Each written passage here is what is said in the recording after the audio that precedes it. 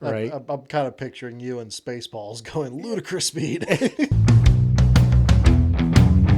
AI has been already kind of a thing for a long time, even with the evolution of computers and the internet. I feel like AI has always already kind of been a thing, Oh, for but sure. Well, in the company I was working for, we were using, neural nets and AI in the 90s.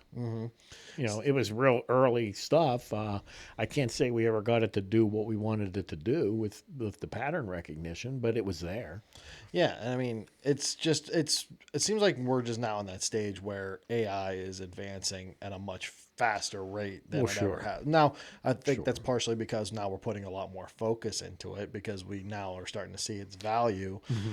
And I mean, Well, one of the things Musk described, which made sense, is you have this curve. The self driving, the improvements were very quick, dramatic, and fast up to a certain point. It's learn it's they're collecting driver billions and billions of miles of data from people driving, and they're processing that and finding the errors and using that to improve the AI. The problem is once it gets to about 80%, it doesn't make enough mistakes. So you run out of error data. And it's so the learning curve is up here, it goes to 80, and then it starts flattening off, and it's taking now a lot longer for incremental improvements. They're doing a lot of different things. People that don't understand the technology or what they're doing, they can be frustrated by the you know changes, the software changes that come along, mhm. like features that manual sort of features. Like I was a big user of the maximum speed. So, I could set, the dial to say, you AI, you drive, you do your thing, but don't ever go over this speed. And I could adjust that based on, the speed limit and thing. Well, one day that disappeared. And I wasn't happy. I'm like, I like that. I like doing it that way. Now I'm like, do I go in standard mode or hurry mode, Mad Max mode, or do I go to sloth mode? There's like five different modes now, right? I'm kind of picturing you and Spaceballs going ludicrous speed. Well, yeah, there's a Mad Max mode. It's like the most aggressive.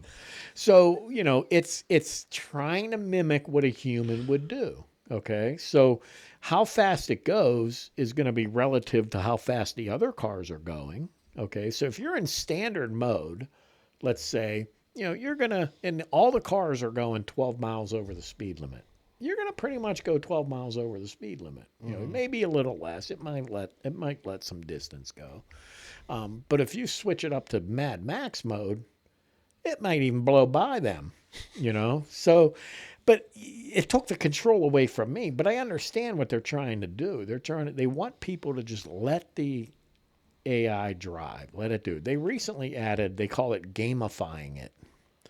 So it's collecting stats. And one of the main stats it's always up on the screen is what your streak is, how many miles you've ridden in self-driving without interrupting it. They're trying to stop people from interrupting it because it's slowing down, the training of the software. So they're giving that as like an incentive, where rather, you go, well, I kind of wanted to change lanes here, and now you can hit the turn signal and it'll do it usually. But anyway, they're trying to reduce the amount of kind of minor reasons people would interrupt AI. I ignore it, but that's the whole point. But again, it's so there. People might say, well, what are they doing that for? That's kind of stupid. But it's all to help them, develop the software and Mhm. grow the software. So the work they've done with the robocabs has, done a lot to improve it. It's dramatically improved since then. But